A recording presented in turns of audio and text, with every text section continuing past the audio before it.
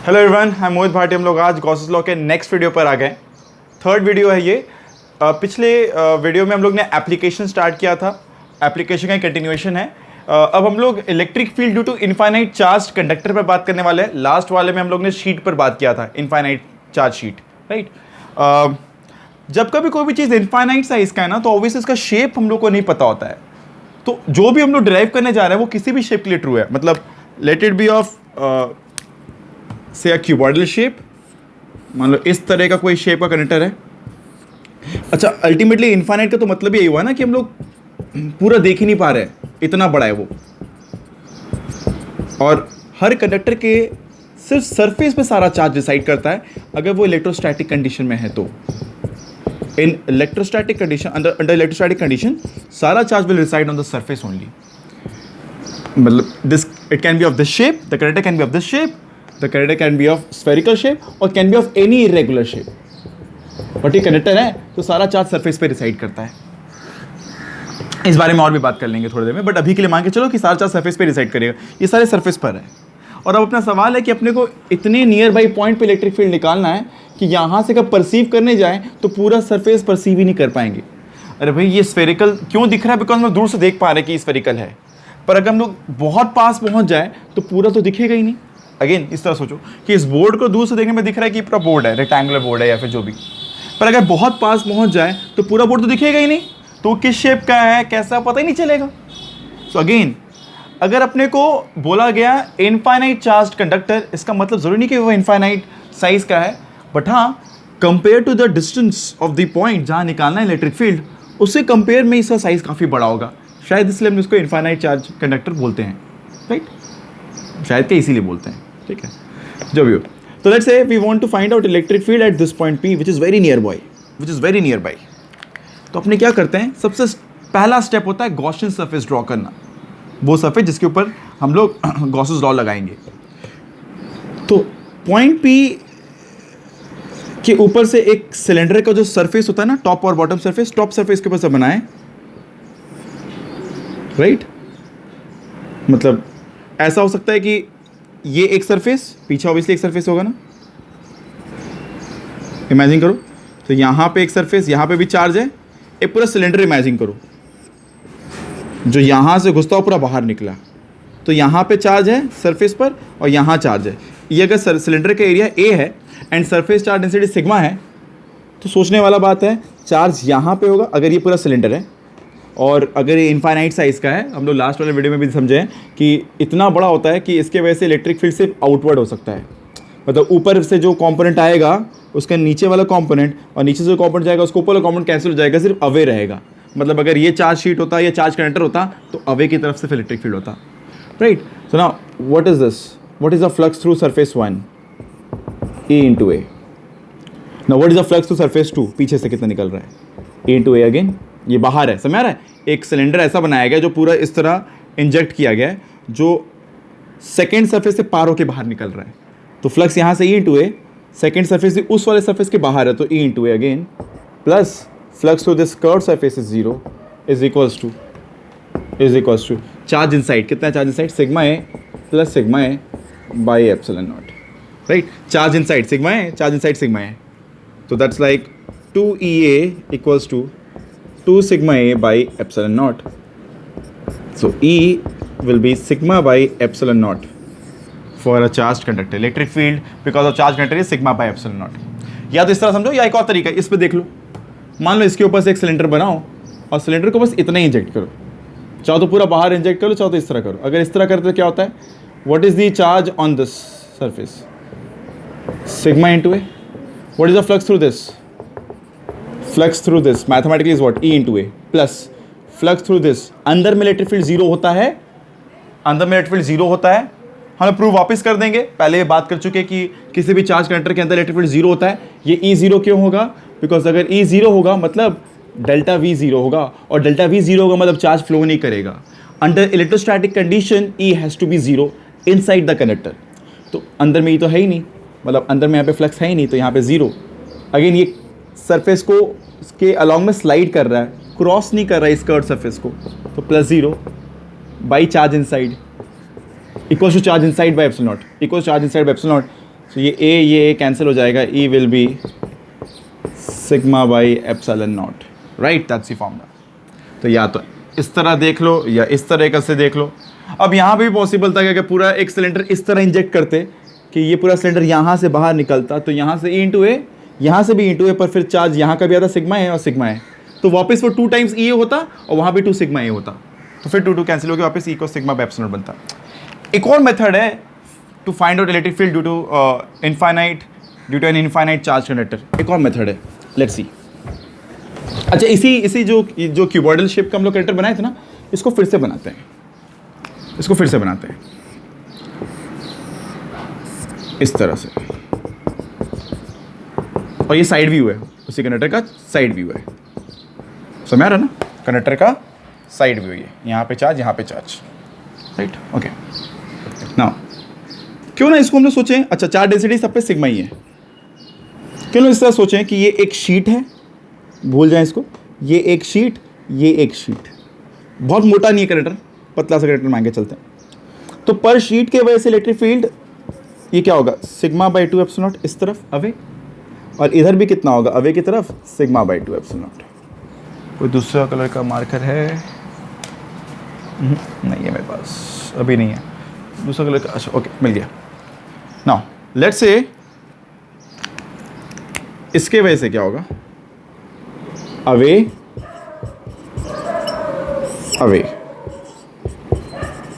Right.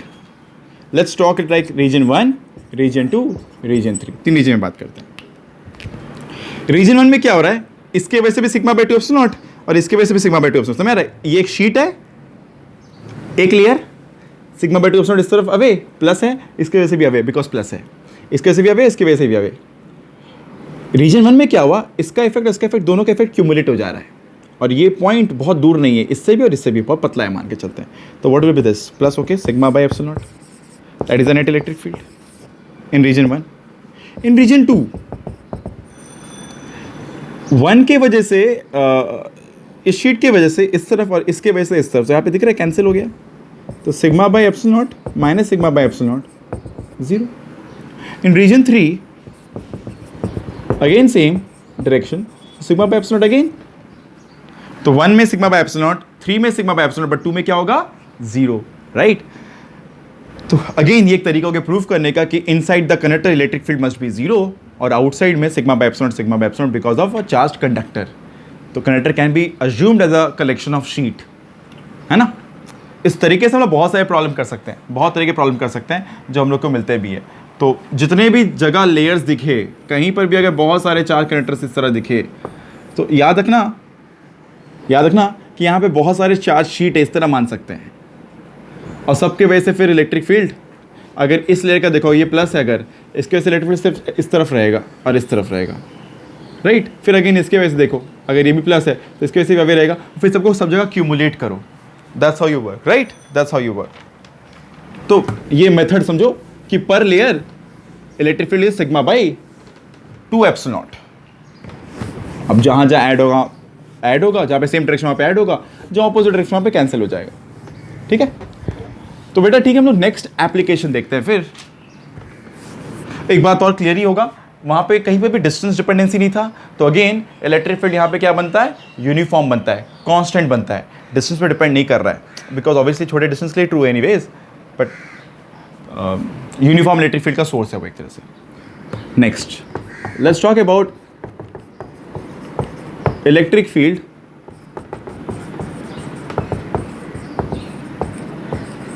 due to uniformly charged hollow conductor या hollow sphere, electric field due to charged hollow sphere और spherical shell।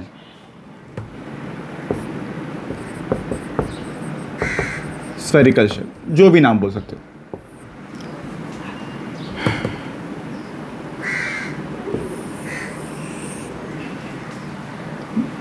अगर हम लोग ये भी बोल देते ना कि चार्ज स्फेरिकल कंडक्टर है, तो मतलब सारा चार्ज एनीवे सरफेस पे रहेगा, शेल बोल दिया तो पक्का है कि अंदर में कोई जगह है ही नहीं, तो सारा सरफेस पे ही रहेगा। तो स्फेरिकल शेल बोल दिया जाए, हॉलो स्फीयर बोल दिया जाए, स्फेरिकल कंडक्टर बोल दिया जाए, चार्ज सरफेस पे ही रहेगा। बिकॉज चार्ज सरफेस पर अगर नहीं रहता तो क्या होता, अगर चार्ज अंदर रहता तो क्या होता, अंदर इलेक्ट्रिक फील्ड अगर रहता तो पोटेंशियल डिफरेंस रहता, और पोटेंशियल डिफरेंस रहता तो चार्ज फ्लो करता, इलेक्ट्रोस्टैटिक कंडीशन ब्रेक हो जाता। तो मेंटेन इलेक्ट्रोस्टैटिक कंडीशन, अंदर में इलेक्ट्रिक फील्ड जीरो होगा, जो भी हो। तो अगर हम लोग अंदर में कहीं पर भी ट्राई करें स्टेप 1 लेट्स से, तो यहाँ पे 3 कंडीशन है, 3 कंडीशन है, r less than r, r equals to r and r greater than r, 3 जगह है। तो कहीं अगर अंदर में कहीं पे इलेक्ट्रिक फील्ड निकालने का मन करता है हम लोग को अगर, तो क्या करेंगे, ऑब्वियसली यहाँ पे चार्ज डिस्ट्रीब्यूशन कैसा, स्फेरिकल है, तो गॉसियन सरफेस कैसा बनेगा, जैसा चार्ज डिस्ट्रीब्यूशन होगा उसको देख के उसके मुताबिक बनाया जाता है गॉसियन सरफेस। तो चार्ज डिस्ट्रीब्यूशन यहाँ पे स्फेरिकल है ना, इसलिए स्फीयर बनाया गया, ठीक। और ये स्मॉल आर लिया गया, केस 1। केस 1 क्या है, आर लेस देन आर। तो what is this, E into 4 pi are square is the flux.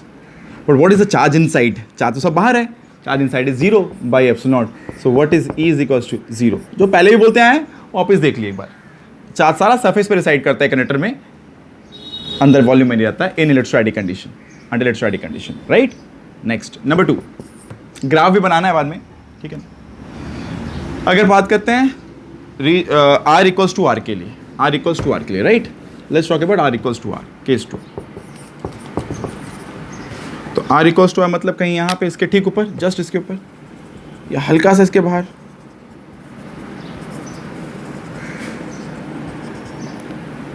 तो what is E into 4 pi are square, area क्या हो गया स्फीयर का 4 पाई आर स्क्वायर। तो ई इनटू एरिया जिसको फील्ड क्रॉस कर रहा है ना, और चार्ज डिस्टेंस स्फेरिकल है तो इसका स्फीयर ही लेंगे, is equals to charge inside, total charge मान लेते क्यू है by epsilon naught. So E is equals to Q by 4 pi epsilon naught are square, right. Now we can write this also as K Q by R square, that's one.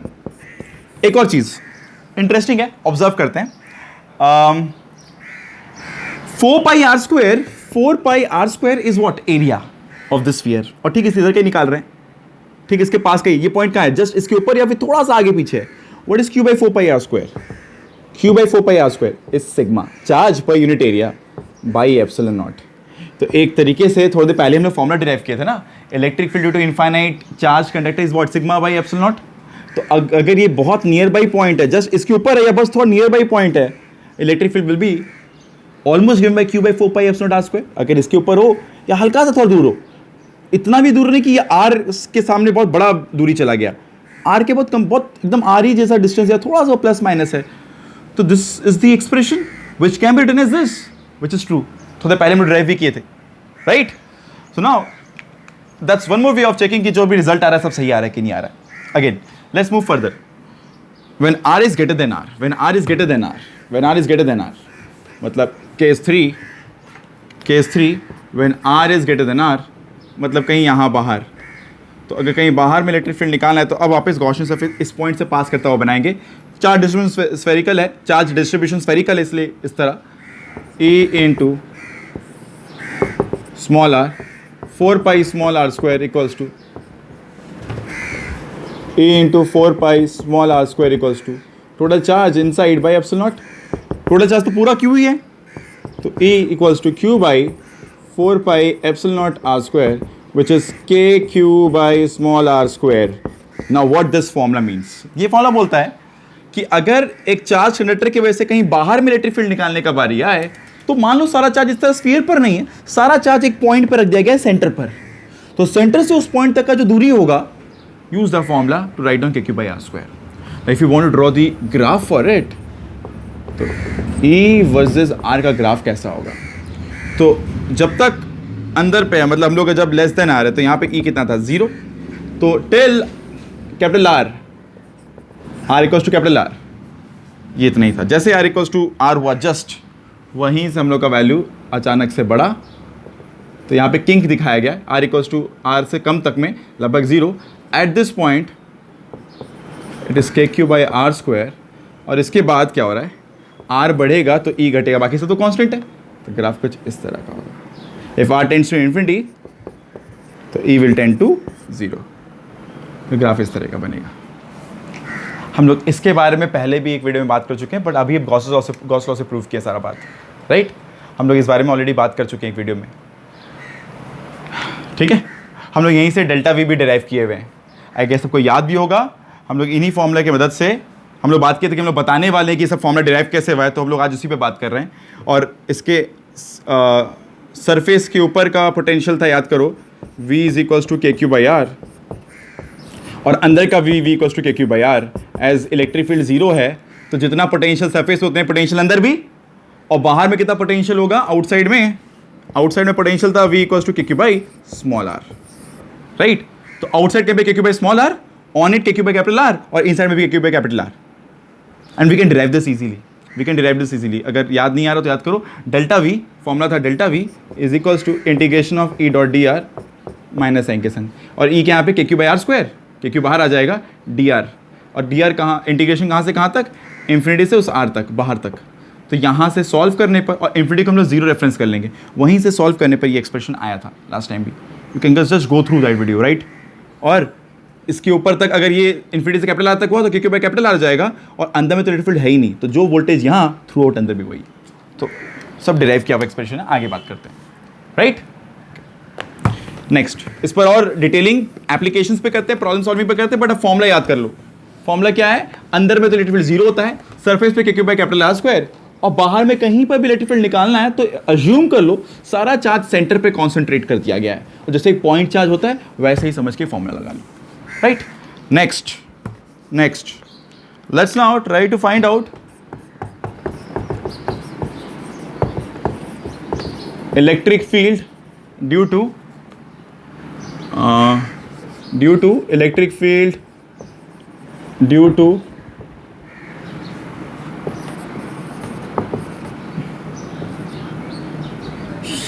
Solid charged sphere. अभी non conductor है, ये confirm है। अगर एक sphere के volume में charge का बात किया जाए और सॉलिड बोल दिया गया, तो दे मीन टू से कि कुछ नहीं मेंशन है कि कंडक्टर नहीं है, तो इंसुलेटर होगा तभी वॉल्यूम में चार्ज होगा। अदरवाइज कंडक्टर में जब भी तुम वॉल्यूम में चार्ज डालोगे खुद वो सरक के सरफेस पर आ जाएगा, रिपल करके सरफेस पर आ जाएगा। बट ये एक नॉन कंडक्टिंग स्फीयर है, it's a non conducting sphere, non conductor, it's a non conducting sphere, rather यही लिख देते हैं, इट्स नॉन कंडक्टिंग। सारा चार्ज कहीं मूव नहीं करेगा, जो जहां है वहीं पे वहीं रहेगा, right. Now if this is capital R, so now again we need to find out electric field in three cases: r less than r, r equals to r, and r greater than r. शुरू करते हैं case 1 से। Total पूरा charge मान लेते हैं q है पूरे वॉल्यूम में, ठीक है। अच्छा, एक और चीज जो हम लोग यहाँ पे काम में लेंगे वो है रो। रो क्या है, charge per unit volume. I hope सबको याद होगा, लैम्डा स्टैंड्स फॉर चार्ज पर लेंथ, है ना, linear charge density. Sigma stands for charge per unit area and rho stands for charge per unit volume. So volume charge density, surface charge density, linear charge density, right? ये तीन term याद रखो। Now getting back to this, अंदर में किसी भी एक point पे इलेक्ट्रिक फील्ड निकालना है। मान लो ये यहाँ से आगे की दूरी पे एक पॉइंट पे इलेक्ट्रिक फील्ड निकालना है, तो क्या करेंगे बेटा, इस पॉइंट से पास करता हुआ गॉसियन सरफेस ड्रॉ करना है। अब जो ई यहाँ पर होगा वही ई यहाँ पे होगा, बिकॉज ये सिमेट्रिकल है, यहाँ पे वही, यहाँ पे वही। थोड़ा डायग्राम अच्छा नहीं बना, बट स्फीयर है मान के चलो। तो जो फ्लक्स यहाँ से पास करे, जो ई यहाँ वही, ई यहाँ वही, ई हर जगह, तो E into what is the area, 4 pi small are square, E into 4 pi small are square is the flux to this surface is equal to charge inside. अंदर में कितना चार्ज है, charge per unit volume, charge per unit volume. या तो ऐसे लिखो, या तो ऐसे लिख दो, चार्ज पर volume into the volume by epsilon naught, right. तो यहां पे क्या हो गया, 4/3 पाई, 4/3 पाई कैंसिल, ये आर स्क्वायर और ये आर क्यूब का ये क्यूब वाला चीज कैंसिल, तो एक ही आर बचेगा यहां पर। और बेटा फॉर्मूला क्या बचा, E is equals to Q into R by 4 pi epsilon naught R cube, ये आर क्यूब, ये आर क्यूब एप्सिलॉन और ये 4 pi, this is like E is equals to KQ small r by R cube. समझ आ रहा है? That's one way. Also चाहो तो इसको इस तरह से रखो एक्सप्रेशन को, या तो एक काम कर थोड़ा सा पीछे चलते हैं, या तो ऐसे याद कर लो एक बार, एक और बार पीछे चलो। हम लोग जहाँ पे एक सॉल्व किए ना, लेट्स से इसको इस तरह रहने देते हैं। Rho, what is rho? Charge point volume. हो सकता है हम लोग को रो बता दिया हो क्वेश्चन में, into volume, what is the volume? 4/3 pi r cube by epsilon not. ये क्या हो गया? Charge point volume into the volume, volume inside this. What is the charge inside? 4। अब वापस देखते हैं, अगर ये r स्क्वायर है तो 4 pi r square cube cancel. So what we are left with is E is equals to rho r by 3 epsilon naught. ठीक है, तो या तो वो फॉर्मूला जो पहले लिखे थे KQ small r by R cube, अगर Q पता है अपने को और अगर अपने रो पता है तो अपने ये फॉर्मूला यूज करेंगे। तो दोनों याद रखो, क्या गिवन रहेगा उसके अकॉर्डिंग यूज करेंगे, राइट? ये भी बहुत बार काम में आता है, मतलब बात करते हैं इस बारे में भी। ठीक है, आगे। पर ये शायद रिलेटेबल हो। हम लोग जब ग्रेविटेशन पढ़ रहे थे, याद करो कि अगर ये अर्थ है, अर्थ का ये पूरा मास है ऐसे, और अंदर में किसी डेप्थ में जाके हम लोग ग्रेविटेशन फील्ड निकालना चाह रहे हैं, तो फॉर्मूला था GM small r by R cube. K की जगह G, Q की जगह कैपिटल M, स्मॉल r की जगह small r capital R cube, right? जो भी। Now if I go on this surface, मतलब केस 2, मतलब केस 2, तो केस 2 क्या है भाई? Case 2 is R is equals to capital R just on this surface. Electric field अपने को सरफेस पर निकालना है, तो अपने इसके ऊपर से पास करता हुआ एक गॉसियन सरफेस ड्रॉ करेंगे, right? What is the flux here? E into 4 pi R square. अब देखो हम लोग बार बार सीधा integration of E dot DA ना करके सीधा ये क्यों लिख दे रहे हैं? बिकॉज हमको पता है कि यहाँ पे इलेक्ट्रिक फील्ड, यहाँ पे इलेक्ट्रिक फील्ड, यहाँ पे इलेक्ट्रिक फील्ड, हर जगह एरिया वेक्टर और इलेक्ट्रिक फील्ड पैरेलल है, तो E डॉट DA पहला बात करना नहीं है। और जो E यहाँ वही E यहाँ वही E यहाँ, हर जगह E सेम है, इसलिए E डॉट DA को सीधा E इंटू A कर दे रहे हैं। Now what is the charge inside? Total charge by epsilon naught. तो what is E equals to Q by 4 pi R square into epsilon naught, which is like KQ by R square. ये क्या हो गया? Electric field on its surface. ये हो गया electric field on the surface of it. तो भाई अंदर का फॉर्मूला मिल गया, सरफेस का मिल गया। अब कहीं बाहर का निकालते हैं, तो सरफेस का फॉर्मूला पे लिख के रख लेते हैं KQ by R square.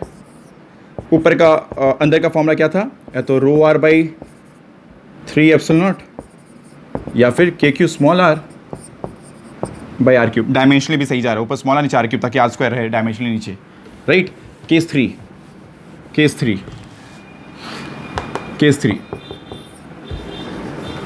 when R is greater than R, मतलब कहीं outside, let's say somewhere here.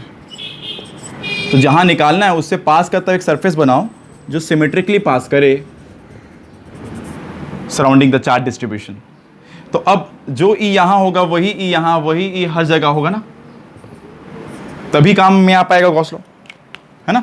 पढ़े थे ना सिमेट्रिकल चार्ज डिस्ट्रीब्यूशन के लिए। ये फिर से एक बार रिकॉल बैक करते हुए फॉर्मूला को, तो E इंटू ये पूरा एरिया क्या है? 4 पाई R स्क्वायर। वापस बोल रहे हैं, ये E डॉट DA के इंटीग्रल को सीधा ये क्यों लिख पाए? बिकॉज हर जगह E और DA पैरेलल है, हर जगह E और DA पैरेलल है। तो E DA जब पैरेलल होगा तो सीधा E इंटू एरिया, और एरिया का सीधा integral is 4 pi R square, close integral ना, equals to charge inside, total charge Q by epsilon naught. What is this? E is equals to Q by 4 pi epsilon naught R square, which is again KQ by small r square. तो अब देखा जाए outside वाला formula जो है KQ by small r square, outside और उसके ऊपर वाला फॉर्मूला यही है, वैसा ही है जैसे पहले था जब वो चार्ज कंडक्टर था या शेल था, हॉलो था, राइट? नॉन कंडक्टिंग में बस एक चीज एक्स्ट्रा नया आया, वो है जब वो अंदर का बात कर रहे हैं। आई होप सबको याद होगा, हम लोग पोटेंशियल के लिए फॉर्मूला डिराइव किए हैं, इसके लिए पीछे वीडियोस हैं, एक बार गो थ्रू कर लेना। हम लोग यहीं से E डॉट DR करके फॉर्मूला डिराइव कर चुके हैं पोटेंशियल के लिए, तो हम लोग पोटेंशियल पे नहीं जा रहे हैं, सिर्फ इलेक्ट्रिक फील्ड का बात कर रहे हैं अभी, राइट? बहुत से किताब में एक संग बात होता है, पर हम लोग इस पर बात ऑलरेडी कर चुके हैं पहले, अभी तो बस गॉस लॉ से वापस चेक कर रहे हैं चीज़ों को। तो ना आउटसाइड के लिए ये फॉर्मूला, तो एक चीज देखो, अगर बाहर देखा जाए तो सारा चार्ज को हम लोग इकट्ठा करके सेंटर पे रख दें तो it will behave like a point charge, और फॉर्मूला जो पॉइंट चार्ज क्या था? KQ by R square. तो KQ बाई R स्क्वायर वाला फॉर्मूला है। तो क्या याद करना है फिर? जब भी बाहर का पॉइंट हो, इमेजिन करो सारा चार्ज फैला हुआ नहीं है, वो एक पॉइंट पे रखा हुआ है और उस पॉइंट से आर तक का दूरी जो भी होगा KQ/R² वहाँ पे लगा देंगे, राइट। उसके ऊपर भी KQ/R² और अंदर में ये फॉर्मूला। तो अगर कोई बोले कि इसके लिए ग्राफ बनाया जाए E वर्सेस R का, E वर्सेस R का ग्राफ बनाया जाए, let's say E versus R where R is the distance from centre, तो पहले स्टार्ट ऊपर से करो। देखो E क्या है Y पर, E क्या है Y पर, एक्स मार्कर वाले तो मार्कर चेंज करते हैं। E क्या है Y पर, ये रो 3 एप्सिलॉन नॉट या फिर KQ/R³ ये सब कांस्टेंट है। तो E अगर मेरा Y हो गया, ये मेरा M हो गया, तो स्मॉल r क्या हो गया X, तो Y इक्वल्स टू MX, मतलब ग्राफ कैसा होगा, straight line passing through origin. Graph ऐसे ही बनता है ना, जब भी किसी वजह से ग्राफ बनाना हो तो एक्सप्रेशन देखो, तो Y ये पूरा कांस्टेंट X या फिर रो बाई 3 एप्सिलॉन नॉट M ये X। नाउ एक बार चेक कर लो, स्मॉल r को पुट करो कैपिटल R, तो क्या हो जाएगा KQ/R इंटू R³ तो KQ/R² बचेगा, जो कि यही है। विच इज़ लाइक करते करते करते when it is equals to R, graph में डिसकंटिन्यू आया भी नहीं, ग्राफ डिसकंटिन्यूस भी नहीं हुआ और small r equals to capital R पे वैल्यू ये वाला भी हो गया। ना फर्दर जब बढ़ेगा तो जब R बढ़ेगा अभी घटेगा, दिख रहा है डिनोमिनेटर स्मॉल r, तो ग्राफ जब अब R बढ़ेगा तो E घटेगा, मतलब ग्राफ इस तरह का कर्व बनेगा, राइट। इस तरह से हम लोग इसके लिए ग्राफ बना सकते हैं और ये सारे फॉर्मूलाज याद रख लो भाई, ठीक है। नाउ अब इस पर बेस्ड जो भी एप्लीकेशंस हैं उसको हम लोग नेक्स्ट वाले वीडियो में करने वाले हैं। कैविटी प्रॉब्लम पर बहुत सारा बात करना स्टार्ट करेंगे। अभी तक जो भी है सारी बात बढ़िया से देख लो, जो समझ में नहीं आया कमेंट सेक्शन में पुट करो, नेक्स्ट वाले वीडियो में उसको पहले आंसर करेंगे फिर आगे बढ़ेंगे, right. This much from this, keep watching, thank you.